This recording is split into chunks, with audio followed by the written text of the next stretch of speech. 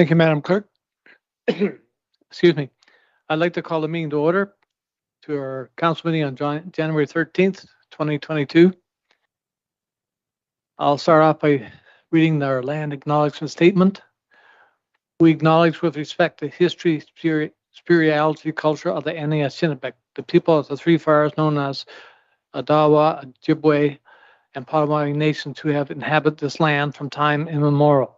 And further give thanks to the Chippewa Saugeen, Chippewa Nawash, now known as the Saugeen Ojibwe Nation, as the traditional keepers of this land. We also recognize the Métis and Inuit whose ancestors shared this land and these waters. May we all, as treaty people, live with respect on this land and live in peace and friendship with all its diverse people. Approval of the agenda. Does anyone have any add-ons to our agenda here tonight? I have one item, Madam Clerk, I would like to put under new business concerning the Sound Spectacular. Okay. So the recommendation is that the agenda be approved as amended. Someone to move, put on the floor, please. Moved by Councilor Colburn, second by Councilor Sullivan. Seem to be losing my voice. A show of hands, all in favor of the motion? Opposed, the motion is carried. Moving on to our agenda, declaration of pecuniary interest. You can declare anytime you see fit. Councilor Sullivan, please go ahead. Thank you, Mr. Mayor. Just declaring a direct pecuniary interest for item 12.1. So noted. Thank you. Is there any other declarations? Seeing none. Minutes of the previous minutes.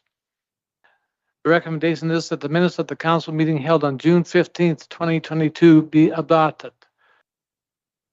Someone to move, put on the floor, please. Moved by Councilor Pringle, second by Deputy Mayor Carlton. Is there any discussion on the motion before us? Seeing none, a show of hands, all in favor? Opposed, the motion is carried. Our next recommendation is that the minutes of the special council meeting held on June 21st and June 22nd, 2022 be adopted. Someone to move, put on the floor, please. Moved by Deputy Mayor Carlton, second by Councilor Pringle. Any discussion on the motion before us? See none, a show of hands, all in favor? Opposed, the motion is carried. Announcements? Do not have any. Public hearings. That the regular meeting of the council be recessed to hold public hearings for 1, zoning bylaw amendment application Z0922 and B1122 for Keith Kirk. 2, zoning bylaw amendment application Z1022 and B1322 for Smith Corp Realty Incorporated. And 3, zoning bylaw amendment application Z1122 and B1422 for Smith Corp Realty Incorporated. Someone to move, put on the floor, please. Moved by Councilor Sullivan, second by Councilor Colburn. Is there any discussion on the motion before us? Seeing none, a show of hands, all in favor of the motion? Opposed, the motion is carried. So we're down to our first public meeting. This meeting has been called to consider zoning bylaw amendment applications Z0922 and B1122 for property located at 302126 Gray Road 170. Madam Clerk, please advise by which notice the public meeting was given. Notice of this public meeting was given by ordinary mail to all property owners within 120 meters, 400 feet of the subject property, by email to all the prescribed bodies on June 13th, 2022, posted at the subject property and posted on the Township of Georgian Bluffs website. If a person or a public body does not make oral submissions at a public meeting or make written submissions to the Township of Georgian Bluffs before the proposed zoning bylaw is adopted or passed, the person or public body is not entitled to appeal the decision of the Township of Georgian Bluffs to the local planning appeal tribunal. The person or public body may not be added as a party to the hearing of an appeal before the local planning appeal tribunal unless, in the opinion of the tribunal, there are reasonable grounds to add the person or public body as a party. Thank you, Madam Clerk. Madam Planner, please proceed with a review of the application. Jen, go ahead, Jen. Thank you, Mr. Mayor, and good evening, everyone. So this application is made by Mr. Keith Kirk. He is a bona fide farmer in the township of Georgian Bluffs. He does own he already occupies a residence and doesn't need the additional dwelling that is on one of the properties that he owns. So he's applied for a surplus farmhouse, surplus farm dwelling severance. So this application considers a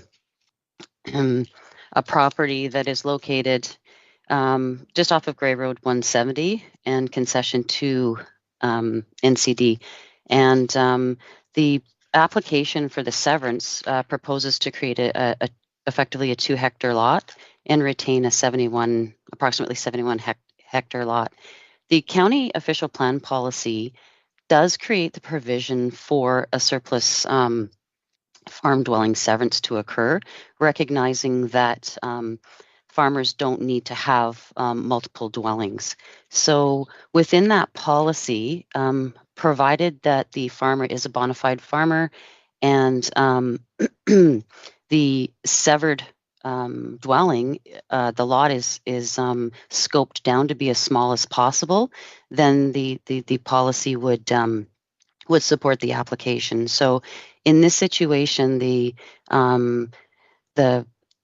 severed parcel comes in at about 2 hectares, and that's really to accommodate the dwelling as well as the septic system and the well. So it's located a bit further over.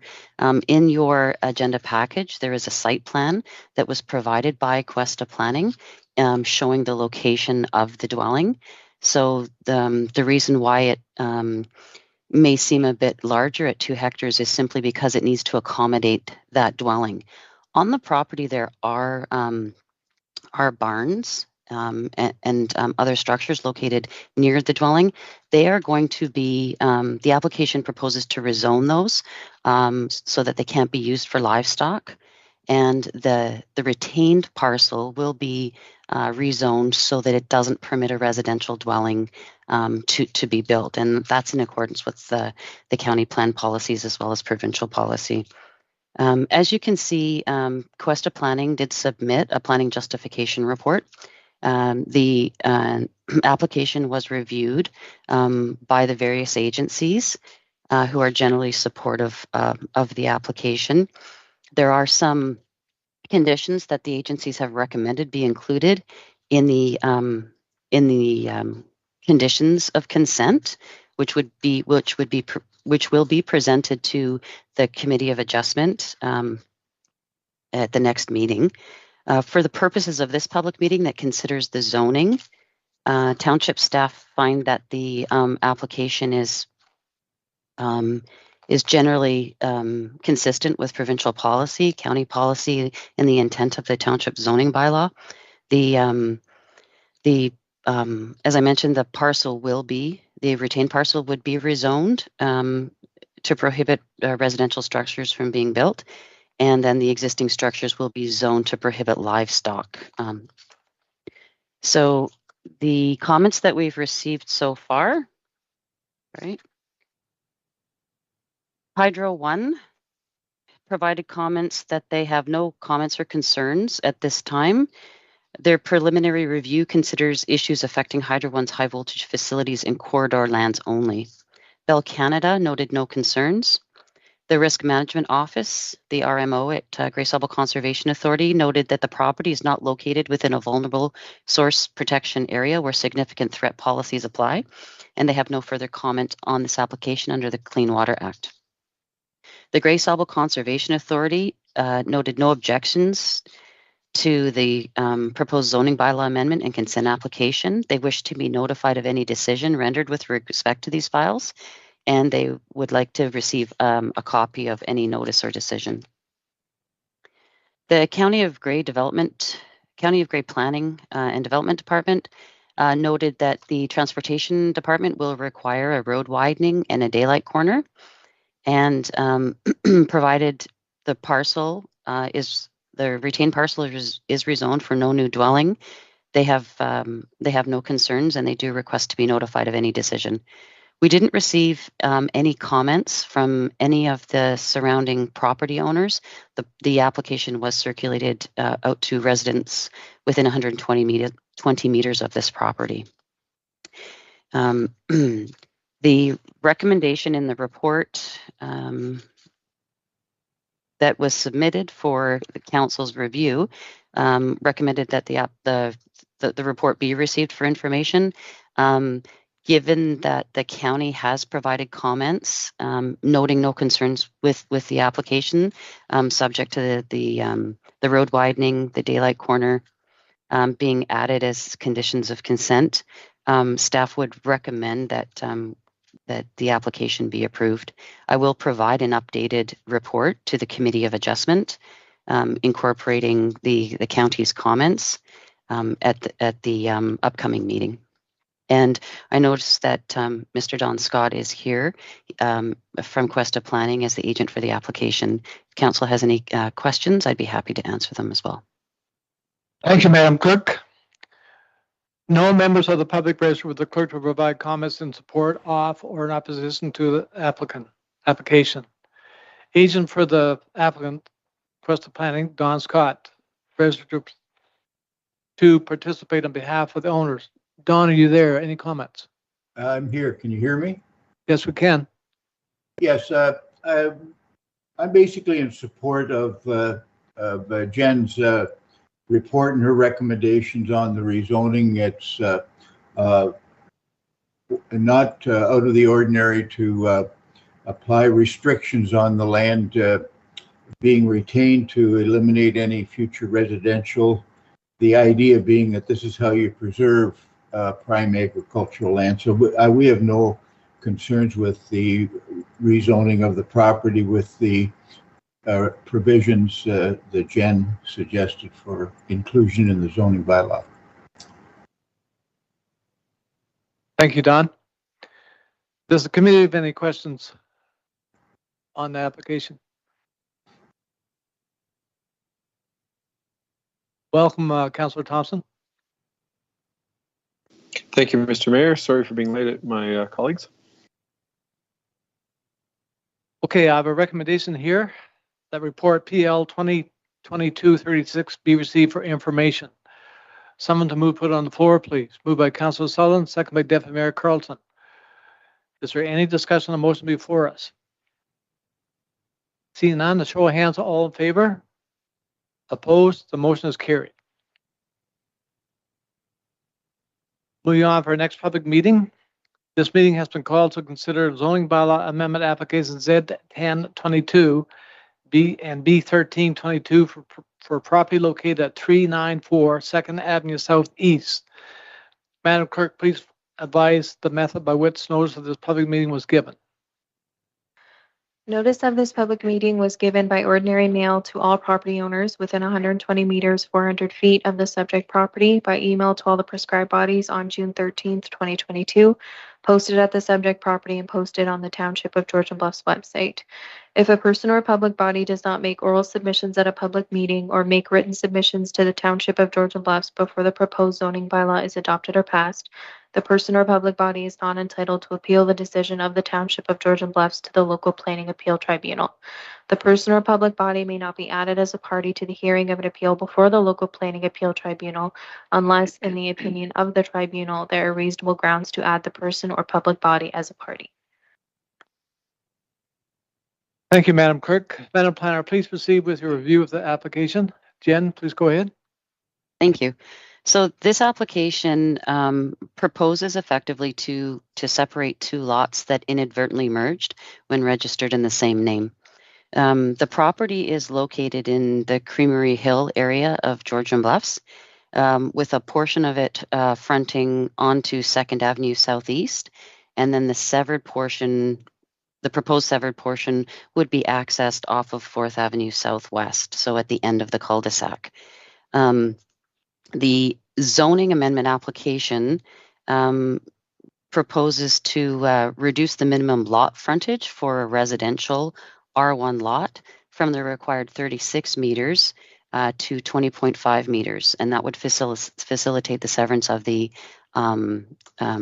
lot. The while it exists, that frontage exists as it is now, because the application is proposing to change the current configuration of the lot, that then triggers a review of the zoning, and the application and the resultant lots need to comply with the provisions of the zoning bylaw, so like the lot area and frontage, and that's why the zoning application has come forward here.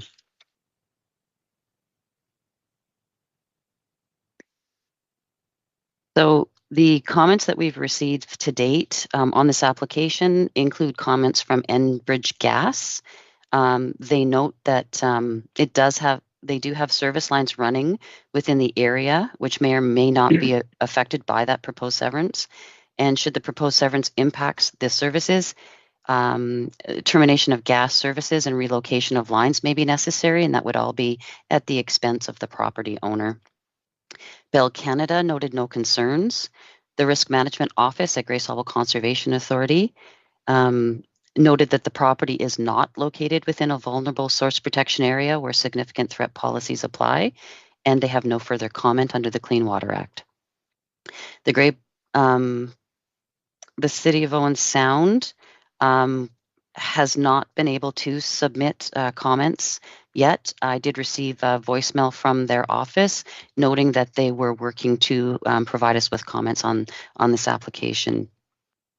So we did receive comments after the report submission deadline from the Grace Harbor Conservation Authority, and they note no objections to the proposed zoning bylaw amendment and consent application. They recommend a finalized engineered lot grading and drainage plan be provided for development, as well as the implementation of a sediment and erosion control measure, in addition to the preservation of a vegetation buffer along that water course that's on the property. They do require a permit from their office for this proposal, and they would like to receive a notice of any decision or appeal on this application. Comments from the County of Grey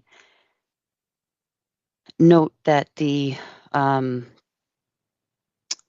noted a linkage that exists on the subject lands. Usually linkages and core areas aren't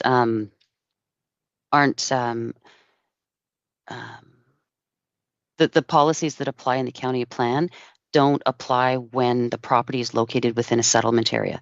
That's because the settlement area is the area where growth and development is directed.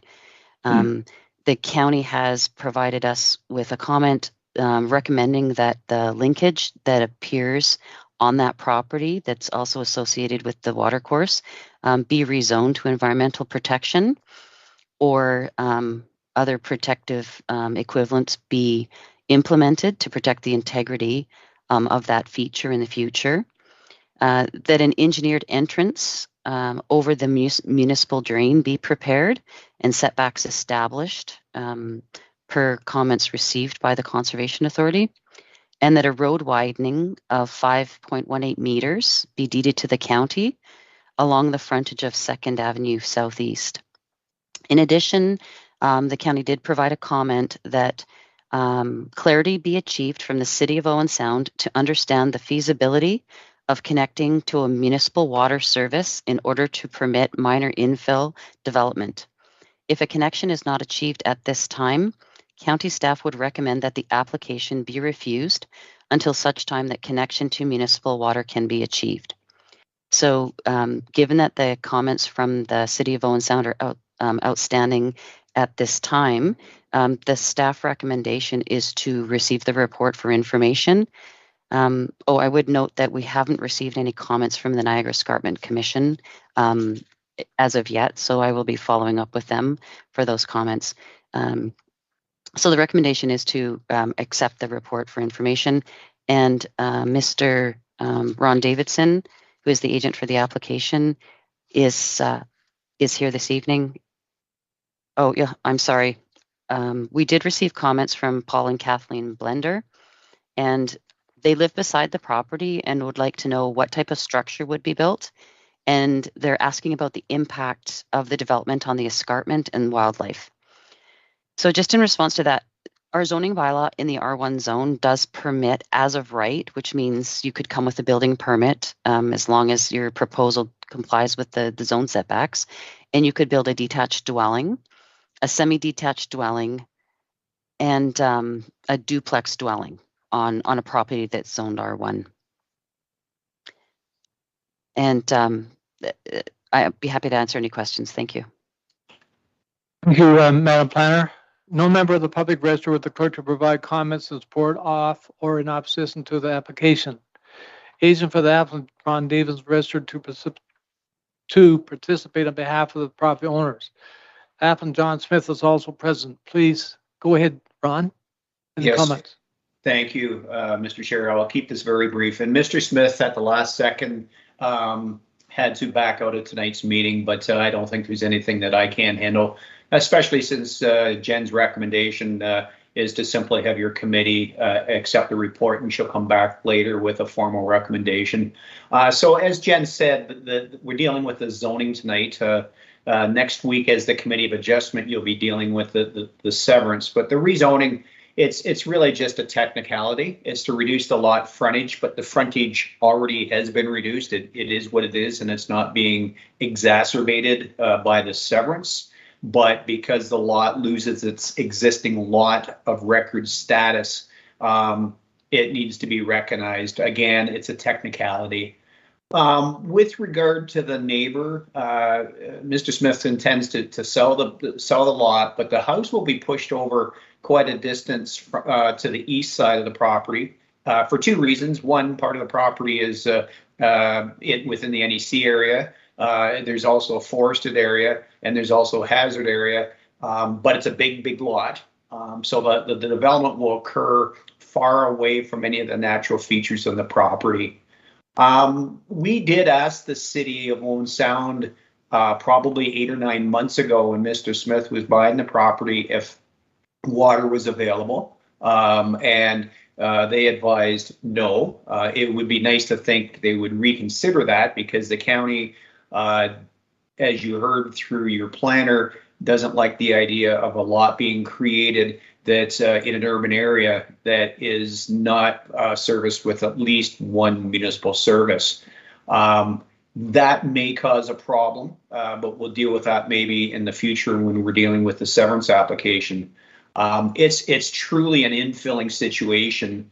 In my mind, it makes tremendous sense to create this lot. You've got one lot fronting onto one street with the house on it, and you've got this big parcel of land at the end of a cul-de-sac that, for, dare I say, just sitting there waiting to be developed for a house. It seems to make a lot of sense. Ideally, yeah, the city would grant a water allocation, but they likely won't. Hopefully they do change their mind, but they likely won't. And there's ample opportunity or space here and appropriate conditions for a well. So it just seems kind of silly to suggest that this severance can't go through. But again, tonight we're just dealing with the rezoning. I will add that the client, before he bought the property or while he was buying it, we did a lot of pre-consultation, and the Conservation Authority did advise that we need to do a lot grading and drainage plan, and it took about 4 months to get done, but there has been an engineering report submitted to your office showing conceptually how the lot's development will occur on the property. That's it for my presentation, Mr. Chair. Thank you for your time. Thank you, Ron. Does the committee have any questions on this application? Councilor Colburn, please go ahead. Thank you, Mr. Mayor. I think my questions are for Jen. Jen, can you hear me okay? Yes, I can.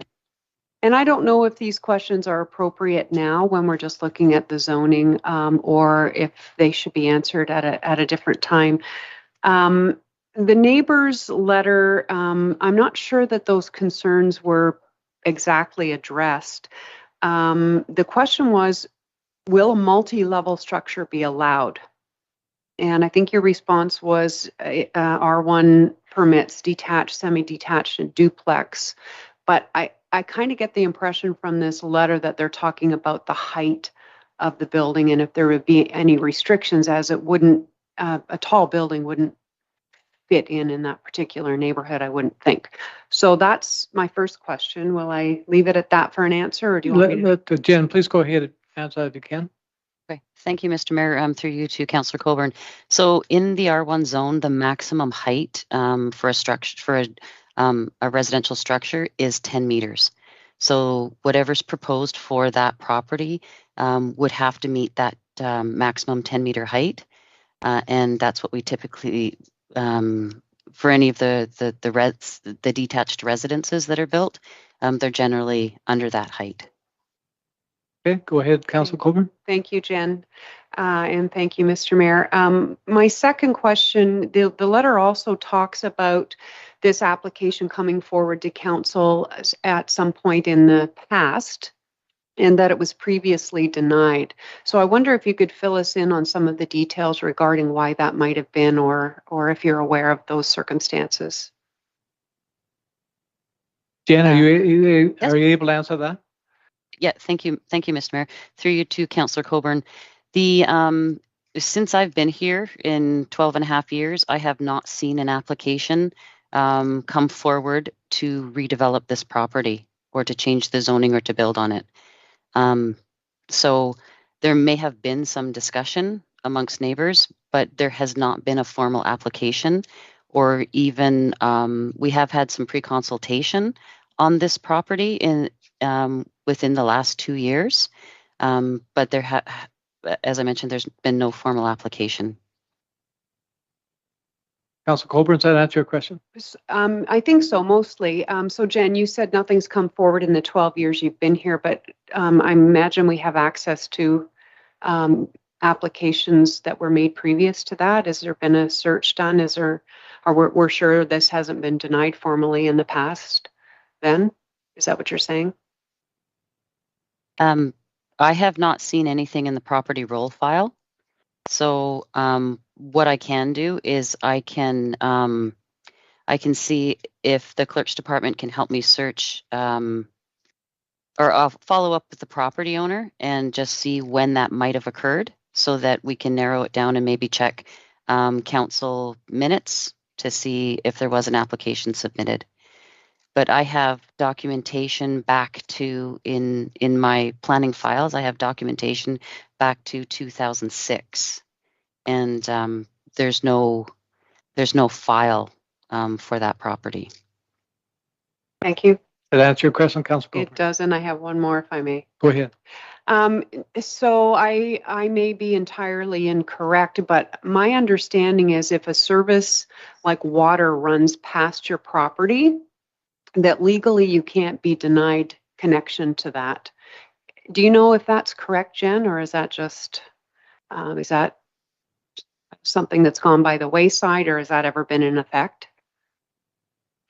I cannot comment on whether that is correct. The challenge here is that the water system, the water main, is owned by the City of Owen Sound. There are water service agreements that the township has with the city.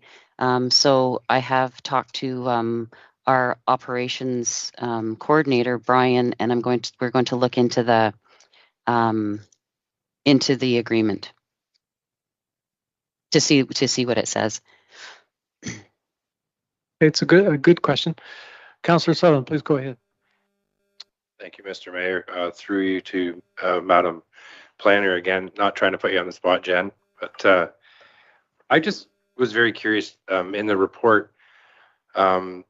Most of the parties that we reach out to for comments, Niagara Escarpment, Grace Auble, they're all coming back with no comment, and they haven't sent their comments back by the deadline. I'm sure that's very frustrating for you. It's frustrating for us too, because we don't see it, we just hear it from you. I like to, I'm a verbal person, I like to be able to read them. Should we be postponing these for a week or two until we get these comments? Or I know there's a deadline on there, so why can't they submit them by the deadline? If they're too busy, can they ask for an extension? So then we postpone it for a week or two. So like it's kind of challenging on our half too. So, and I'm sure it is for you too. It was a process question, I guess. Jen? Thank you, Mr. Mayor. Through you to Councillor Sutherland. So we can't postpone a meeting. We would have to reschedule the meeting and recirculate notice under the Planning Act. So that's typically why I'll bring the report forward, noting that the comments haven't been provided. And then I would subsequently bring back a recommendation report once I've received the comments. The agencies, everyone has been incredibly busy, and that's why we're seeing a number of agencies. I think for this application, there were four, or sorry, the previous application, there were 4 agencies who weren't able to provide comments by the report submission deadline. 2 of those comments I actually received probably about an hour ago. So it's just right now, it just seems to be a very busy time for a number of agencies. In the past, we typically haven't seen that many not being able to meet the report submission deadline. So. Thank you, Jen. Jen, to follow up with Councillor Sutherland's question, are they not under new guidelines to have to follow up in a certain time?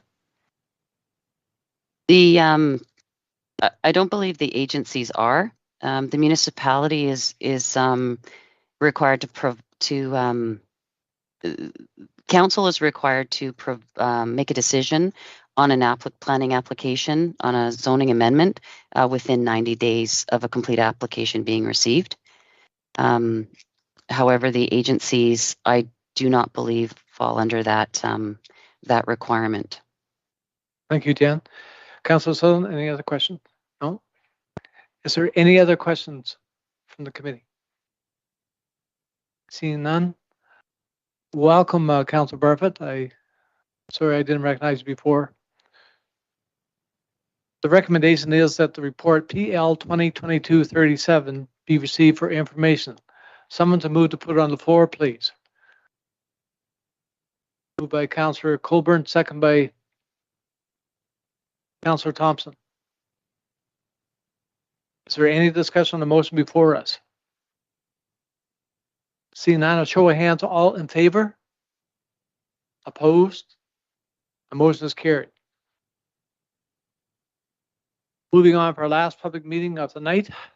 This meeting has been called to consider zoning bylaw amendment application Z 1122 and B 1422 for property located at 20, 25, 23 and 20, 25, 27, Highway 6 and 21. Madam Clerk, please advise the method by which notice of this public meeting was given. Notice of this public meeting was given by ordinary mail to all property owners within 120 meters, 400 feet of the subject property, by email to all the prescribed bodies on June 13th, 2022, posted at the subject property and posted on the Township of Georgian Bluffs website. If a person or public body does not make oral submissions at a public meeting or make written submissions to the Township of Georgian Bluffs before the proposed zoning bylaw is adopted or passed, the person or public body is not entitled to appeal the decision of the Township of Georgian Bluffs to the local planning appeal tribunal. The person or public body may not be added as a party to the hearing of an appeal before the local planning appeal tribunal unless, in the opinion of the tribunal, there are reasonable grounds to add the person or public body as a party. Thank you, Madam Clerk. Madam Planner, please proceed with your review of the application. Jen, please go ahead. Thank you, Mr. Mayor. So this application involves the property more commonly recognized as the bowling alley. That property inadvertently merged with a residential property along the Sunset Strip. So the application is effectively to separate those 2 lots. There's no development or site alteration proposed as a result of these applications, and the zoning application is proposing to rezone the residential property from planned development to a special commercial 1 zone, and that's to comply with the underlying Georgian Bluffs official plan designation.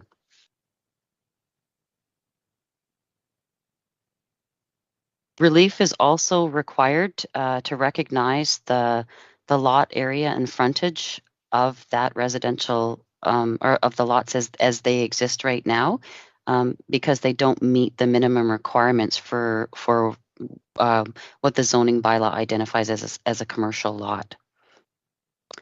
So we received comments back from Enbridge Gas, noting that service lines are in the area. If there is any need to relocate or terminate gas services, the applicant would be responsible for all costs related to that. Bell Canada and Hydro One have no concerns. The Risk Management Office at Grey Sauble Conservation Authority note the property is not located within a vulnerable source protection area where significant threat policies apply. They have no comment under the Clean Water Act. Grey Sauble Conservation Authority have no objections to the zoning amendment and consent application. They recommend an engineered lot grading and drainage plan be provided for any future development proposal within the severed parcel. They wish to be notified of any decision with respect to the file and to receive copies of any decision and notice of any appeals. The County Planning Department noted that provided positive comments are received from the Conservation Authority and NEC staff, they have no further concerns. The Ministry of Transportation, they did provide comments yesterday, noting that that they would support the application provided the property is rezoned for residential use as well as a home occupation. They don't support retail uses on the property, and they'd like to see the amending bylaw prior to it to have a look at the wording in it prior to council approving it. They also note that the bowling alley, as part of their policy, the bowling alley has two entrances, so their policy requires that it be reduced to one. The property owner will be required to enter into an encroachment agreement with the MTO, and is responsible for the engineering of the closure and the proper implementation of an entrance at that location. The Niagara Escarpment Commission did provide us with comments, and they note that the property is the property is within the Niagara Escarpment Plan area, but it's currently zoned under township zoning, and so they have no concerns with the application. They do wish to be notified of the decision on the application. We circulated the application to property owners within 120 meters of the subject property and did not receive any written comments by the report submission deadline. Ron Davidson is here to represent the application, and I'd be happy to answer any questions that council has of the application. Thank you, Madam Planner. No member of the public register was declared to provide comments in support of or in opposition to the application. Agent for the applicant, Ron Davis, is here. Ron, any comments? Please go ahead. Yes, thank you. And very, very quickly here. So, yeah, as Jen said, the lots had merged. If you take a look at a drawing or a sketch, you'll see the property. It's quite odd shaped. They touch at the back, but they're actually separated by 2 or 3 residential lots. So it's kind of an interesting situation. The owner, who again is John Smith, he simply wants to sever off the house and convey the land to his employee who lives there now. We did speak with MTO, John Smith, myself, Jen, county planning staff in advance of filing the applications. We knew these comments were coming. I can't speak for anybody else except John, certainly don't agree or don't like the comments coming from MTO. Having to close one entrance and likely reduce the size of the other entrance, because I don't know if that's what they're requiring now, but that's what they had said previously.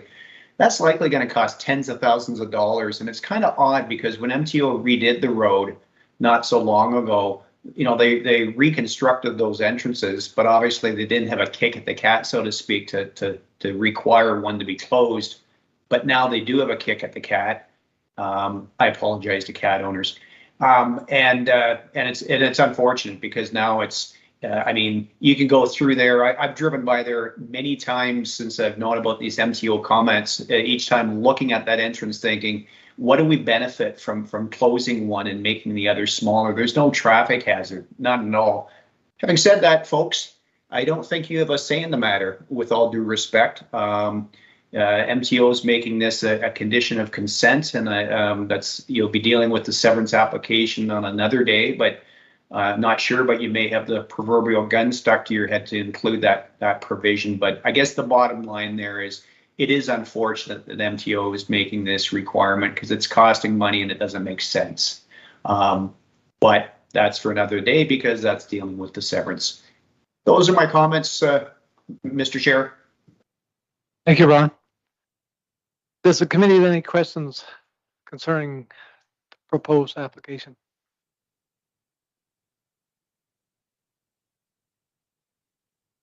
See none?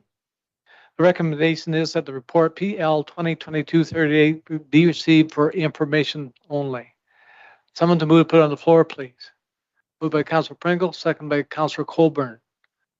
Is there any discussion on the motion before us? Madam Clerk, is Councillor Thompson still with us? No. Okay. If there's no discussion on the motion before us, so show of hands, all in favor? The motion is carried. Thank you. I'll now ask for adjournment of this public hearing. Moved by Councillor Sutherland, second by Councillor Barfoot. Show of hands, all in favor of adjournment? The motion is carried. Now we're back to our open session. We're down to delegations. We have none. Consent agenda. Does any council member wish to pull anything from the consent agenda? Seeing none, the recommendation is that all actions contained therein are hereby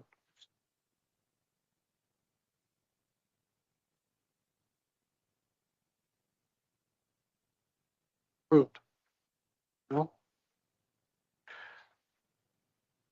That the consent agenda be received for information. As circulated. Oh, and sorry, I got it now. And that all actions contained therein are hereby approved. Thank you. I just got to turn the page. Someone to move to put it on the floor, please. Moved by Councillor Sutherland, second by Councillor Pringle. Is there any discussion on the motion before us? See none, a show of hands, all in favor? Is Deputy Mayor still with us? Oh, okay. Great. So moving on to the agenda then, we still have a quorum, yes. Down to committee reports. That the minutes of the committee of the whole meeting held on July 6, 2022 be adopted, including recommendations COW 2022-44 to COW 2022-48. Someone to move to put on the floor, please. Moved by Councillor Pringle, second by Councillor Sutherland. Mr. Mayor, Councillor Sutherland has declared an interest on this item, so he can't. So second noted. it. Oh, sorry. Sorry, Councillor Sutherland. The people. Councillor Colburn, you second the motion, please. Okay. So it's moved by Councillor Pringle, second by Councillor Colburn. If there's no discussion on votes before us, show of hands, all in favor? Motion is carried. Thank you. Sorry about that, Councillor Sutherland.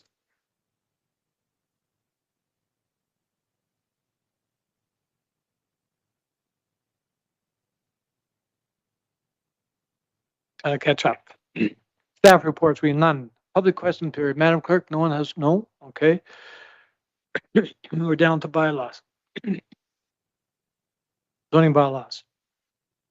The recommendation is that whereas council has given consideration to the written comments submitted by the agencies in the decision on proposed zoning bylaw amendment application Z0722 for Jim and Deborah Stewart for property located at 318837 Gray Road 1, and whereas council has considered oral submissions made at the public meeting. Therefore, be resolved, the council of Township of Georgian Bluffs is satisfied that the proposed amendment is consistent with the provincial policy statement 2020, other governing regulations, and that bylaw 2022-44 be read a first, second, third time, finally passed, signed by the mayor, clerk, seals of the corporation, and endorsed in the bylaw book. Someone to move to put on the floor, please. Moved by Councilor Pringle, second by Councilor Colburn. Is there any discussion on the motion before us? Seeing none, a show of hands, all in favor of the motion? Opposed, the motion is carried. Down to other bylaws. The recommendation is that bylaw 2022-43 being a bylaw to authorize a site plan amendment agreement with Reed Heritage Homes Incorporated for the development of the Grove, which site plan agreement was authorized in accordance with bylaw number 12/2010. Be read a first, second, third time, finally passed, signed by the mayor and clerk, and sealed of the corporation, and endorsed in the bylaw book. Someone to move, put on the floor, please. Moved by Councilor Colburn, second by Councilor Sutherland. Is there any discussion on the motion before us? See none. A show of hands, all in favor of the motion? Opposed, the motion is carried.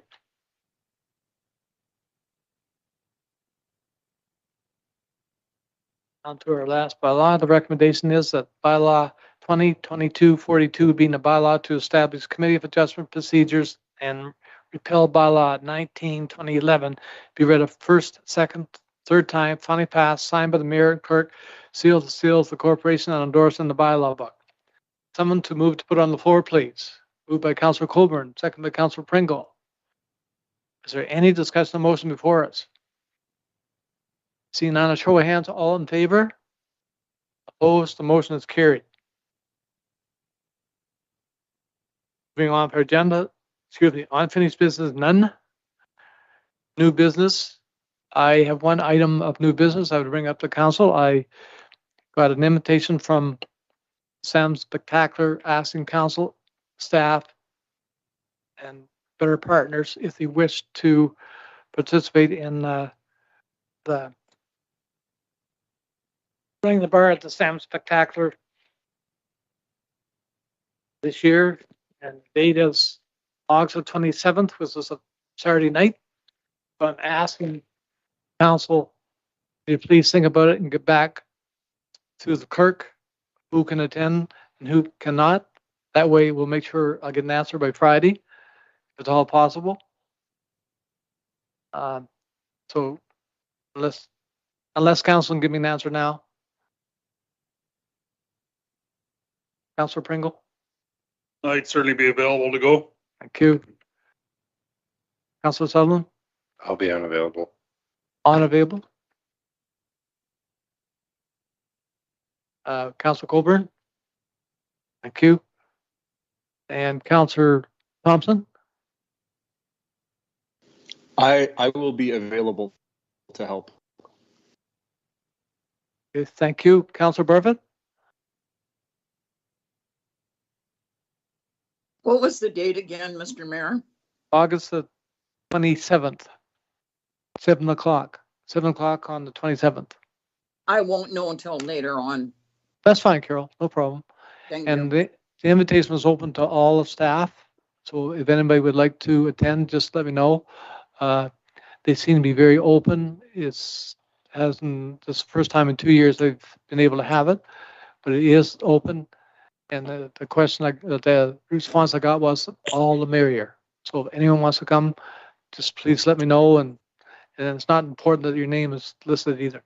Okay? Thanks, everybody. Notice of motions. Does any council member have any notice of motions here tonight? Seeing none?